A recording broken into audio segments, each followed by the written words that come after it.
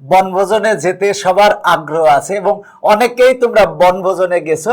বনভোজনটা অনেক মজার হয়। আসলে বনভোজনটা কি, সেটা হচ্ছে যে সবাই একটা নির্দিষ্ট দিনে বাসে একটা নির্দিষ্ট জায়গায় যেয়ে অনেক হই হুল্লোড় করা, মজা করা, বিশেষ করে বাসে অনেক বেশি মজা হয়। এরপরে ওইখানে যে খাওয়া দাওয়া করে আবার একটা নির্দিষ্ট টাইম শেষে আবার বাসায় ফিরে আসা, এটা হচ্ছে বনভোজন। তো বনভোজনে সবাই যেতে চায়। বন ভোজন, কোন একটা বনের ভিতরে যে কিছু ভোজন করা, মানে খাওয়া দাওয়া করে আবার ফিরে আসা, এটা হচ্ছে বনভোজন। তো আশা করি যে সবারই বনভোজনে যাওয়ার পছন্দ এবং প্রত্যেকে কম বেশি বনভোজনে গেছো।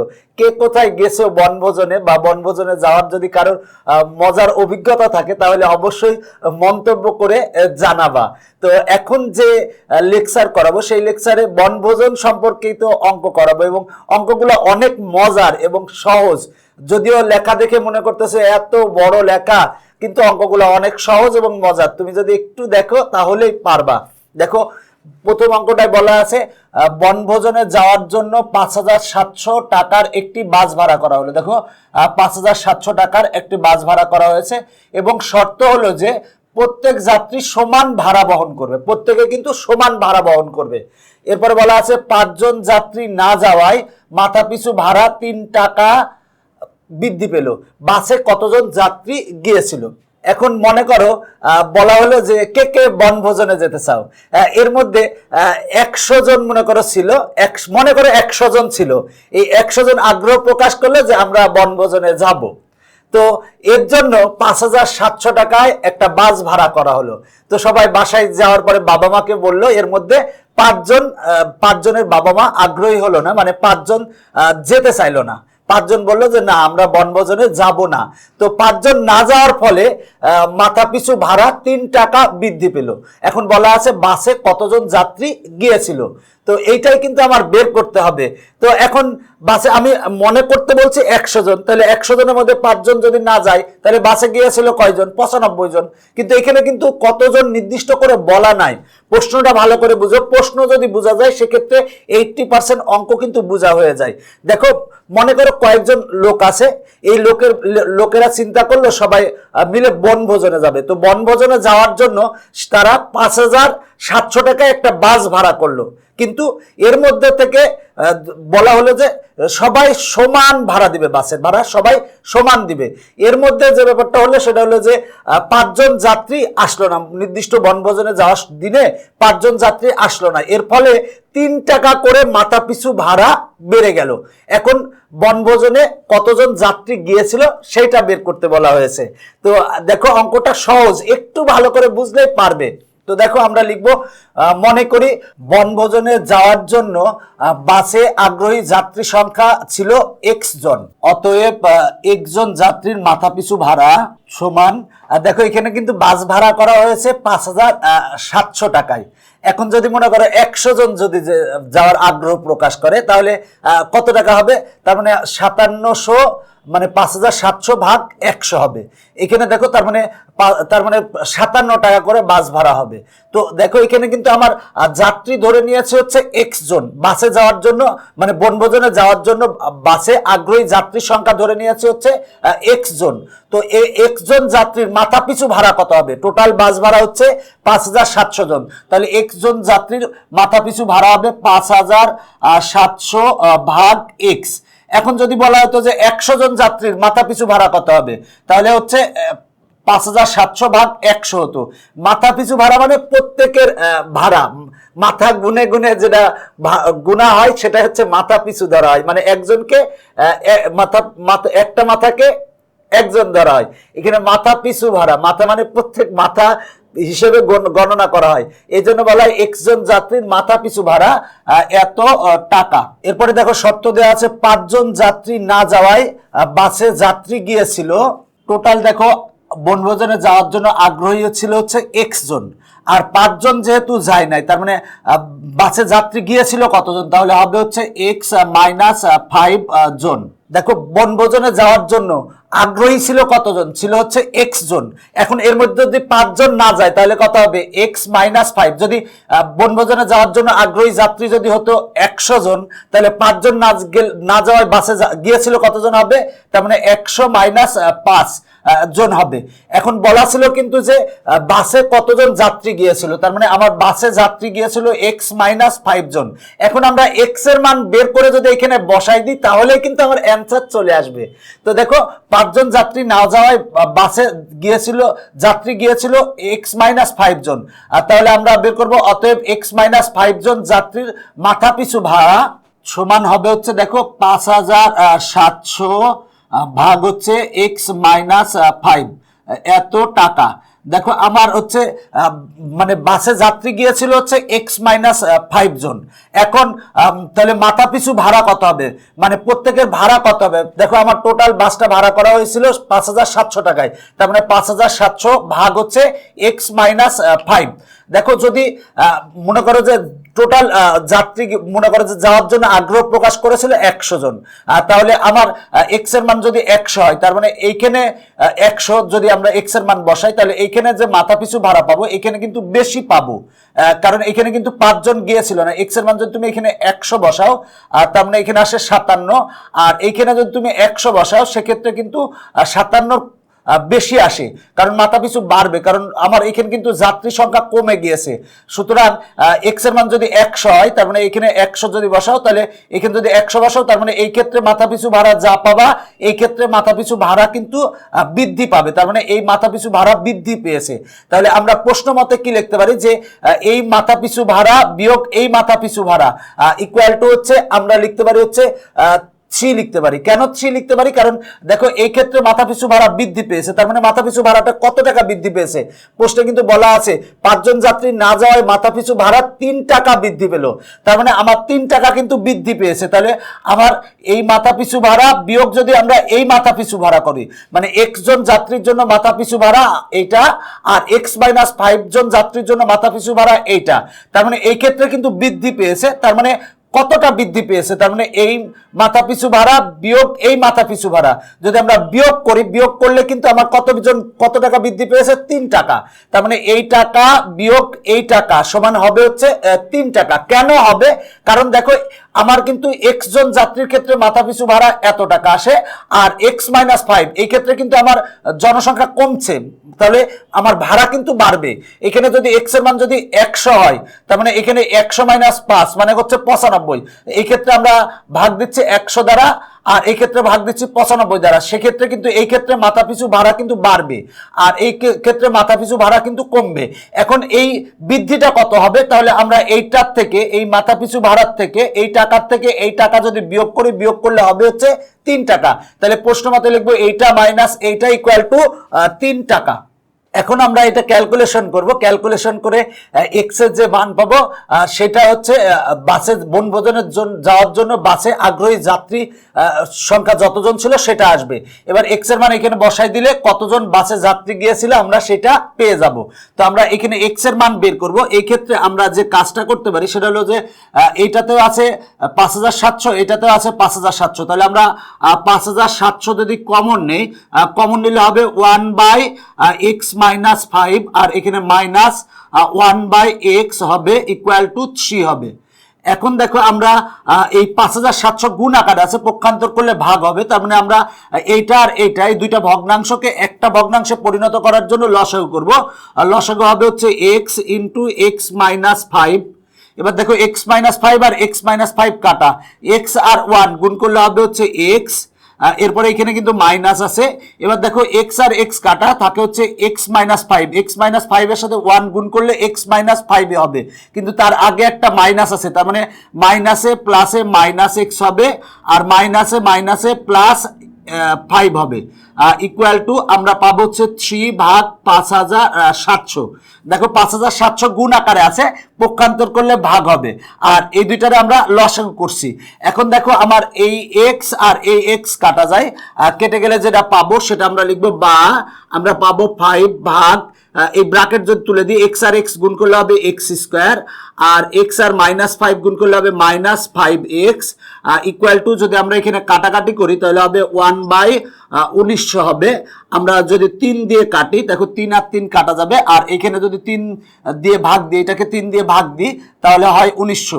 কাটাকাটির অপর নাম মনে রাখবা হচ্ছে ভাগ করা, এটা অবশ্যই মনে রাখবা। এখন আমরা আর গুণন করব, যদি আমরা আর গুণন করি তাহলে কি পাই দেখো, এটার সাথে 1 গুণ হবে, গুণ করলে হবে হচ্ছে x² - 5x ইকুয়াল টু 5-এর সাথে যদি আমরা 1900 গুণ করি, গুণ করলে হবে হচ্ছে 9500 হবে।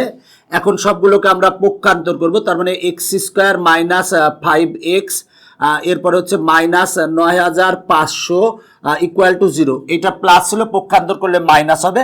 এখন আমরা এটারে উৎপাদকে বিশ্লেষণ করার জন্য আমরা মিডিল টার্ম করব। তো যদি মিডিল টার্ম করি তাহলে আমরা লিখতে পারি x² প্লাস আমরা লিখতে পারি হচ্ছে 95x minus 100x minus 9500 equal to 0। দেখো 95x মাইনাস 100x সমান হবে হচ্ছে -5x, এবং এই দুইটা যদি আমরা গুণ করি, গুণ করলে প্রথমটা এবং শেষেরটার গুণফলের সমান হবে। তাহলে আমরা লিখতে পারি, বা এখানে আমরা কমন নেব x, যদি x কমন নেই তাহলে হবে x প্লাস 95, আর এখানে যদি আমরা -100 কমন নিই তাহলে হবে x প্লাস 95 ইকুয়াল টু 0। এবার দেখো এইটা এবং এইটাতে আমার কমন কি, কমন হচ্ছে x প্লাস 95 কমন, তাহলে আমরা লিখতে পারি x প্লাস 95 যদি কমন নেই তাহলে থাকবে হচ্ছে x মাইনাস 100 ইকুয়াল টু 0। দেখো এবার আমরা লিখতে পারি x প্লাস 95 ইকুয়াল টু 0 অথবা x মাইনাস 95 ইকুয়াল টু 0। তাহলে লিখবো হয় x প্লাস 95 ইকুয়াল টু 0, অতএব এখানে x ইকুয়াল টু পাই -95। দেখো x এর মান আমরা পেয়েছি -95, যা গ্রহণযোগ্য নয়। কেন গ্রহণযোগ্য নয়? কারণ যাত্রী সংখ্যা কখনো ঋণাত্মক হতে পারে না, তাই লিখবো যা গ্রহণযোগ্য নয়। তোমরা কারণটাও লিখে দিবা যে যা গ্রহণযোগ্য নয়, কারণ যাত্রী সংখ্যা কখনো ঋণাত্মক হতে পারে না, কারণ x এর মান হচ্ছে -95 এসেছে, যাত্রী সংখ্যা কখনোই ঋণাত্মক হয় না। এবার লিখবো অথবা x মাইনাস 100 ইকুয়াল টু 0, অতএব x ইকুয়াল টু 100। দেখো আমার x ছিল হচ্ছে যে বনভোজনে যাওয়ার জন্য বাসে আগ্রহী যাত্রীর সংখ্যা x ছিল, তার মানে টোটাল আগ্রহী ছিল হচ্ছে 100 জন, এর মধ্যে যায়নি কয়জন? 5 জন, তার মানে বাসে গিয়েছিল কতজন? 95 জন। তাহলে লিখবো যে বাসে যাত্রী গিয়েছিল সমান, দেখো এখানে বাসে যাত্রী গিয়েছিল কত? x মাইনাস 5 জন ছিল, x মাইনাস 5 জন ছিল, তার মানে এখানে আমরা x এর মানটা বসাই দিব, আর তার মানে হবে হচ্ছে 100 মাইনাস 5 এত জন সমান হচ্ছে 95 জন। তার মানে বাসে যাত্রী গিয়েছিল হচ্ছে 95 জন। এটাই হচ্ছে আমার অ্যান্সার। দেখো অঙ্কটা অনেক মজার, তুমি যদি একটু ভালো করে বুঝো তাহলেই পারবে। দেখো এখানে অঙ্কটাই বলা আছে বনভোজনে যাওয়ার জন্য 5700 টাকা একটি বাস ভাড়া করা হলো। তো শর্ত হলো যে প্রত্যেকে সমান ভাড়া দেবে, কেউ যে কম দিবে বেশি দিবে তা না। এরপরে বলা আছে যে 5 জন যাত্রী না যাওয়ায় প্রত্যেকের মাথাপিছু ভাড়া হচ্ছে 3 টাকা করে বেড়ে গেল। এখন বলা আছে যে বাসে কতজন যাত্রী গিয়েছিল, তো আমরা মনে করে নিব যে বনভোজনে যাওয়ার জন্য আগ্রহী যাত্রী ছিল হচ্ছে x জন, তাহলে x জন যাত্রীর মাথাপিছু ভাড়া, মাথাপিছু বলতে একজনের ভাড়া কত হবে? তাহলে দেখো টোটাল বাস ভাড়া করা হয়েছিল 5700 টাকায়, তাহলে হবে 5700 ভাগ x এত টাকা। এরপরে দেখো 5 জন যাত্রী যদি না যায় সেক্ষেত্রে বাসে গিয়েছিল কতজন? তাহলে তার মানে হবে x মাইনাস 5 জন, তাহলে x মাইনাস 5 জন যাত্রীর মাথাপিছু ভাড়া কত হবে? মাথাপিছু ভাড়া কত হবে? তার মানে টোটাল বাস ভাড়া করা হয়েছে 5700 টাকায়, তার মানে 5700 ভাগ x মাইনাস 5। এখন প্রশ্নে বলা আছে যে 5 জন যাত্রী না যাওয়ায় মাথাপিছু ভাড়া 3 জন বেড়ে গেল। তার মানে দেখো আমার এই ক্ষেত্রে ভাড়া কিন্তু বৃদ্ধি পাবে, এই ক্ষেত্রে ভাড়া কিন্তু কম, তার মানে এইটার থেকে এইটা যদি আমরা বিয়োগ করি, বিয়োগ করলে কত টাকা বৃদ্ধি পেল সেটা পাবো। তার মানে প্রশ্ন মতে লিখবো এই টাকা বিয়োগ এই টাকা ইকুয়াল টু আমরা 3 লিখবো। এবার এইখান থেকে ক্যালকুলেশন করে আমরা x সমান পাবো হচ্ছে 100 জন, তার মানে বাসে যাওয়ার জন্য আগ্রহী যাত্রী সংখ্যা ছিল হচ্ছে 100 জন। এখন বাসে গিয়েছিল কতজন, তার মানে বাসে গিয়েছিল হচ্ছে 100 - 5 সমান 95 জন বাসে গিয়েছিল। এখন আমি এই অঙ্কটা সমাধান করব। আগের অঙ্কটা আর এই অঙ্কটা প্রায় একই রকমের, বনভোজন সম্পর্কে। দেখো বলা আছে বনভোজনে যাওয়ার জন্য একটি বাস 2400 টাকায়, দেখো এখানে ভাড়া করেছে হচ্ছে 2400 টাকায় ভাড়া করা হলো এবং সিদ্ধান্ত গৃহীত হলো যে প্রত্যেক যাত্রী সমান ভাড়া দিবে। এখন বলা আছে 10 জন যাত্রী অনুপস্থিত থাকায় মাথাপিছু ভাড়া 8 টাকা বৃদ্ধি পেল।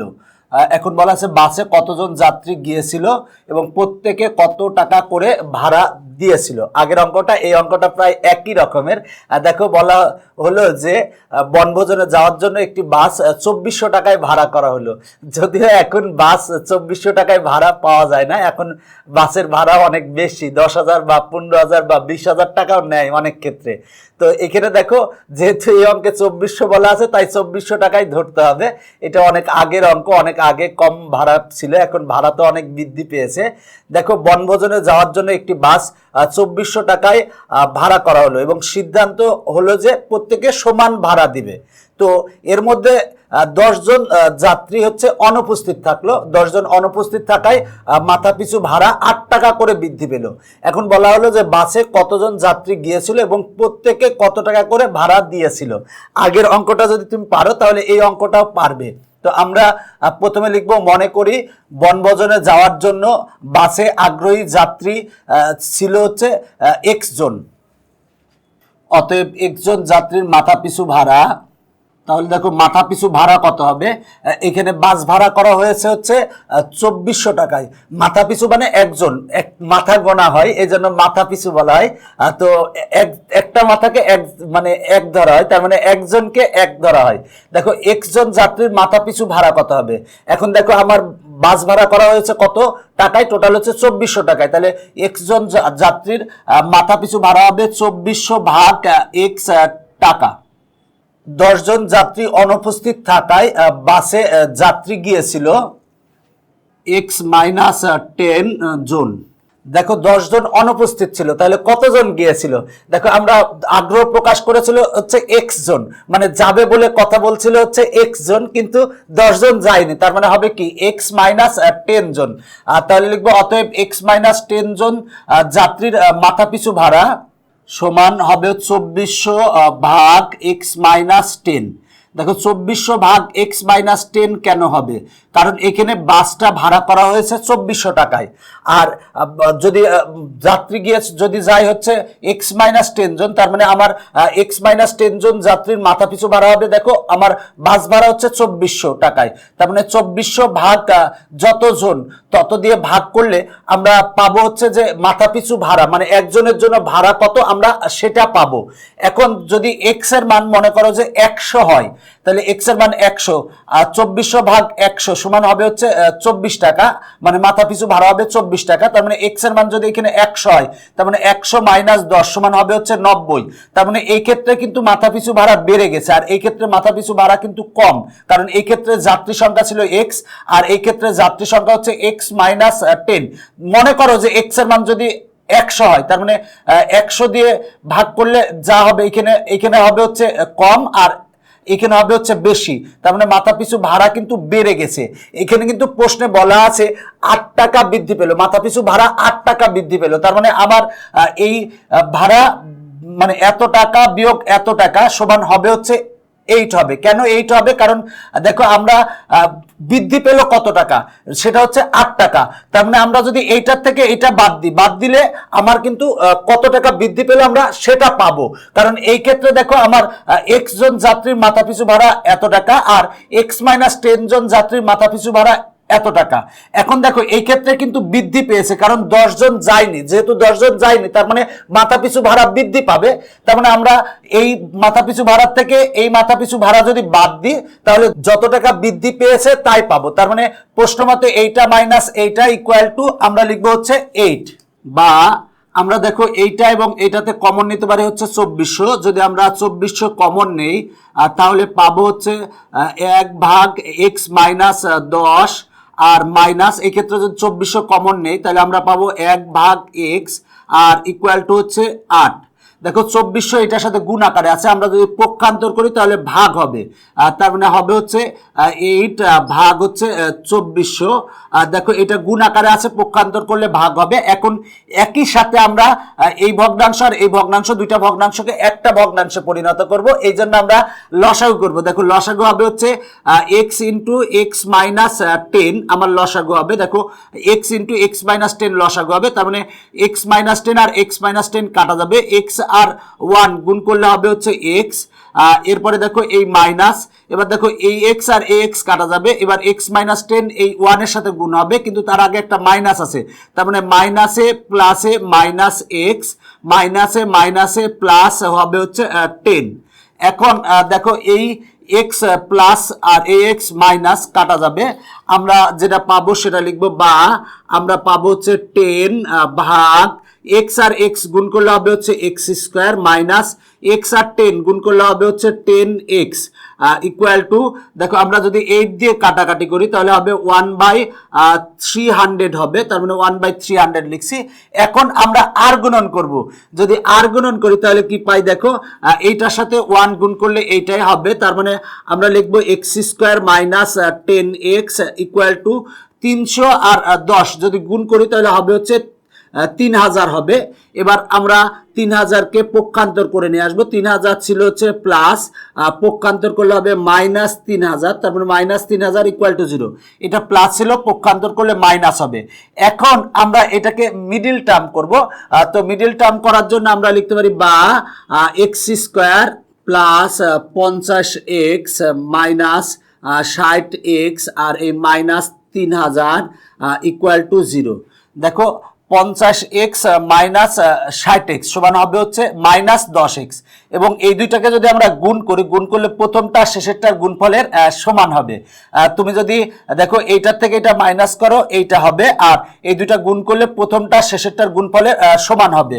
আমরা এই দুইটার থেকে x কমন নিব, আর এই দুইটার থেকে আমরা কমন নিব হচ্ছে মাইনাস 60 কমন নিব। যদি আমরা x কমন নেই তাহলে হবে হচ্ছে x প্লাস 50 হবে, আর এখানে যদি মাইনাস 60 কমন নিই তাহলে হবে হচ্ছে এক্স প্লাস 50 হবে। আমরা কমন নিয়েছি, এবার দেখো এইটা এবং এইটা, এই দুইটাতে কমন হচ্ছে আমার এক্স প্লাস 50, তাহলে আমরা লিখবো এক্স প্লাস 50 যদি কমন নেই, তার মানে থাকবে হচ্ছে এক্স মাইনাস 60 থাকবে, এইটা ইকুয়াল টু 0। দেখো এইটা গুণ এইটা ইকুয়াল টু 0 পেয়েছি, তার মানে হয় এইটা ইকুয়াল টু 0 অথবা এইটা ইকুয়াল টু আমরা 0 লিখতে পারি, তাহলে লিখবো হয় এক্স প্লাস 50 ইকুয়াল টু 0, অতএব এক্স ইকুয়াল টু মাইনাস 50। দেখো এক্স হচ্ছে বনভোজনে যাওয়ার জন্য বাসে আগ্রহী যাত্রী সংখ্যা হচ্ছে এক্স ধরেছিলাম, তো এক্স এর মান এসেছে হচ্ছে মাইনাস 50। দেখো যাত্রী সংখ্যা কখনো ঋণাত্মক হতে পারে না, সুতরাং আমার বলবো যা গ্রহণযোগ্য নয়, কারণ যাত্রী সংখ্যা কখনো ঋণাত্মক হতে পারে না। অথবা এক্স মাইনাস 60 ইকুয়াল টু 0, অতএব এক্স ইকুয়াল টু 60। তার মানে বনভোজনে যাওয়ার জন্য বাসে আগ্রহী যাত্রী ছিল হচ্ছে 60 জন। এখন প্রশ্নে বলা আছে বাসে কতজন যাত্রী গিয়েছিল, দেখো 10 জন যাত্রী অনুপস্থিত থাকায় বাসে যাত্রী গিয়েছিল এক্স মাইনাস 10 জন, তার মানে আমরা এখানে এক্স এর মান বসাই দিব, যেহেতু আমরা এক্স এর মান পেয়ে গেছি তাহলে আমরা লিখবো যে অতএব বাসে যাত্রী গিয়েছিল, দেখো বাসে যাত্রী গিয়েছিল হচ্ছে এক্স মাইনাস 10 জন, তাহলে এক্স এর মান হচ্ছে 60, তাহলে আমরা লিখবো 60 মাইনাস 10 জন সমান হচ্ছে 50 জন, তার মানে বাসে যাত্রী গিয়েছিল কিন্তু 50 জন।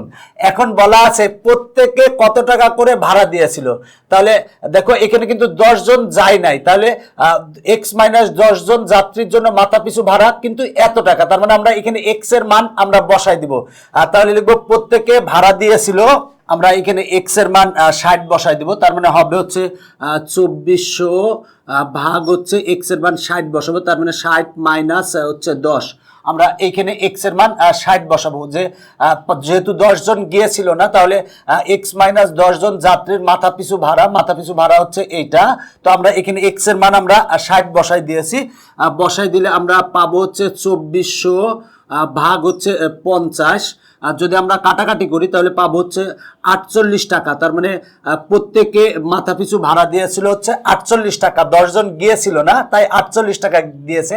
যদি 10 জন যদি যেত সেক্ষেত্রে আরো কম টাকা ভাড়া দেওয়া লাগতো। তাহলে লিখবো অতএব নিম্নেও বাসে যাত্রী গিয়েছিল হচ্ছে 50 জন এবং প্রত্যেকে ভাড়া দিয়েছিল 48 টাকা। দেখো অঙ্কটা সহজ, তুমি যদি একটু নিজে বুঝো তাহলেই পারবে। দেখো বলা ছিল যে বনভোজনে যাওয়ার জন্য একটি বাস 2400 টাকায় ভাড়া করা হয়েছিল এবং শর্ত ছিল যে প্রত্যেকে সমান ভাড়া দিবে। কিন্তু দেখা যাচ্ছে যে 10 জন যাত্রী অনুপস্থিত থাকায়, মানে 10 জন যাত্রী যায় নাই, অনুপস্থিত থাকায় মাথাপিছু ভাড়া 8 টাকা বৃদ্ধি পেল।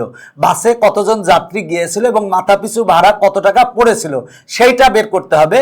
তো আমরা ধরে নিলাম যে আগ্রহী যাত্রীর সংখ্যা ছিল হচ্ছে x জন। তাহলে x জন যাত্রীর মাথাপিছু ভাড়া কত হবে? দেখো বাস ভাড়া করা হয়েছে 2400 টাকায়, তার মানে 2400 ভাগ x এত টাকা। এবার 10 জন যদি অনুপস্থিত থাকে তাহলে বনভোজনে গিয়েছিল কতজন? গিয়েছিল হচ্ছে x মাইনাস 10 জন। তাহলে x মাইনাস 10 জনের জন্য মাথাপিছু ভাড়া কত হবে? 2400 ভাগ x মাইনাস 10 টাকা। দেখো এই ক্ষেত্রে যেটা মাথাপিছু ভাড়া আর এই ক্ষেত্রে যেটা মাথাপিছু ভাড়া, এখানে কম আসবে আর এখানে কিন্তু বেশি আসবে, কারণ 10 জন কিন্তু এখানে কম গিয়েছিল। তার মানে বেশিটা কত আসবে? তার মানে এইটা বিয়োগ এইটা করলে কত টাকা বৃদ্ধি পেয়েছে সেটা পাওয়া যাবে। তার মানে এই টাকা বিয়োগ এই টাকা ইকুয়াল টু আমরা 8 লিখবো। দেখো 8 বলা আছে 8 টাকা বৃদ্ধি পেল। এখানে যদি ক্যালকুলেশন করো, ক্যালকুলেশন করলে x ইকুয়াল টু 60 আসবে। মানে বাসে যাওয়ার জন্য আগ্রহী ছিল হচ্ছে 60 জন, কিন্তু এর ভিতর তো 10 জন যায় নাই। তার মানে প্রশ্নে কিন্তু বলা হচ্ছে যে বাসে কতজন গিয়েছিল। তার মানে বাসে গিয়েছিল হচ্ছে দেখো বাসে গিয়েছিল হচ্ছে x মাইনাস 10 জন, x এর মান 60, তার মানে 60 মাইনাস 10 জন, তার মানে 50 জন বাসে গিয়েছিল। এবং মাথা পিছু ভাড়া কত পড়েছিল? তাহলে মাথা পিছু ভাড়ার ক্ষেত্রে আমরা এখানে এই x এর মান বসাই দেব। বসাই দিলে মাথা পিছু ভাড়া দিয়েছিল হচ্ছে 48 টাকা। তার মানে নিম্নেও বাসে যাত্রী গিয়েছিল হচ্ছে 50 জন এবং প্রত্যেকে ভাড়া দিয়েছিল 48 টাকা। দেখো অঙ্কটা সহজ, মজার। তুমি যদি একটু নিজে চেষ্টা করো সেক্ষেত্রেই পারবে। এরপরে দেখো এই অঙ্কটা, এই দুইটা অঙ্ক তুমি যদি পারো তাহলে দেখবা যে এই অঙ্কটাও তোমার কাছে সহজ। দেখো এই অঙ্কটায় কি বলা আছে? বার্ষিক ক্রিয়া অনুষ্ঠান করার জন্য কোন সমিতির সদস্যরা 45,000 টাকার বাজেট করলেন। দেখো এখানে 45,000 টাকার বাজেট করলেন। সিদ্ধান্ত নিলেন যে প্রত্যেক সদস্য সমান চাঁদা দিবেন, প্রত্যেক সদস্য সমান চাঁদা দিবেন, কিন্তু 5 জন সদস্য চাঁদা দিতে অসম্মতি জানালেন। দেখো এখানে 5 জন সদস্য চাঁদা দিতে অসম্মতি জানালেন। এর ফলে প্রত্যেক সদস্যের মাথা পিছু 15 টাকা চাঁদা বৃদ্ধি পেল। ওই সমিতিতে কতজন সদস্য ছিল? আগের অঙ্ক দুইটার মতোই। দেখো বলা আছে যে বার্ষিক ক্রিয়া অনুষ্ঠান করার জন্য কোনো একটা সমিতির সদস্যরা টোটাল বাজেট ধরলেন হচ্ছে 45,000 টাকা এবং সিদ্ধান্ত নিলেন যে প্রত্যেক সদস্য হচ্ছে সমান হচ্ছে চাঁদা দিবেন, আগের অঙ্কটার মতোই। কিন্তু 5 জন সদস্য চাঁদা দিতে অসম্মতি জানালেন। এর ফলে প্রত্যেক সদস্যের মাথা পিছু 15 টাকা বৃদ্ধি পেল। ওই সমিতিতে কতজন সদস্য ছিল? আগের অঙ্কটার মতোই। তাহলে আমরা ধরে নিব যে মনে করি সমিতিতে x জন সদস্য ছিল, তাহলে x জন সদস্যের প্রত্যেকের চাঁদা দেয় হচ্ছে কত হবে? তাহলে দেখো টোটাল টাকা হচ্ছে 45,000, তার মানে 45,000 ভাগ হবে হচ্ছে x। এখানে 5 জন চাঁদা দিতে অসম্মতি জানিয়েছে, তার মানে চাঁদা যদি 5 জন অসম্মতি জানায় সেক্ষেত্রে কতজন চাঁদা দিয়েছিল? তার মানে হবে হচ্ছে x মাইনাস 5। তাহলে x মাইনাস 5 এর ক্ষেত্রে x মাইনাস 5 জন এর ক্ষেত্রে মানে প্রত্যেকের কত টাকা চাঁদা দিতে হয়েছিল? তার মানে হবে হচ্ছে 45,000 ভাগ হচ্ছে x মাইনাস 5। এবার দেখো আমরা পেয়েছি প্রত্যেকে যদি চাঁদা দিত সেক্ষেত্রে আমরা পেতাম হচ্ছে মানে প্রত্যেকের চাঁদার পরিমাণ হতো এত টাকা, কিন্তু এখানে 5 জন দেয় নাই, সেক্ষেত্রে চাঁদার পরিমাণ হচ্ছে এত টাকা। এই ক্ষেত্রে চাঁদা যা আসবে এই ক্ষেত্রে চাঁদা কিন্তু বেশি আসবে। বেশিটা আমরা কিভাবে পাবো? প্রশ্নমতে এইটা মাইনাস এইটা ইকুয়াল টু আমরা লিখবো হচ্ছে, দেখো এখানে 15 টাকা চাঁদা বৃদ্ধি পেয়েছে, তার মানে এইটা মাইনাস এইটা ইকুয়াল টু আমরা 15 লিখবো। লিখে ক্যালকুলেশন করে আমরা আমরা এক্স এর যে মান পাবো সেটা হচ্ছে সমিতির সদস্য সংখ্যা। এইখানে কিন্তু সমিতির টোটাল সদস্য সংখ্যা কত সেটা বের করতে বলছে। এখানে লিখবো প্রশ্ন মতে এইটা মাইনাস এইটা ইকুয়াল টু 15 লিখে ক্যালকুলেশন করলে এক্স এর যেটা মান পাবা তাই হবে ওই সমিতির সদস্য সংখ্যা। আশা করি তুমি যদি নিজে চেষ্টা করো সেক্ষেত্রেই পারবে। আমি দুইটা অঙ্ক করে দিয়েছি, আর এই অঙ্কটা তোমরা নিজেরাই চেষ্টা করবে। এখনকার পর্ব এখানেই শেষ করছি। পরবর্তী পর্ব দেখার আমন্ত্রণ জানিয়ে বাই বাই।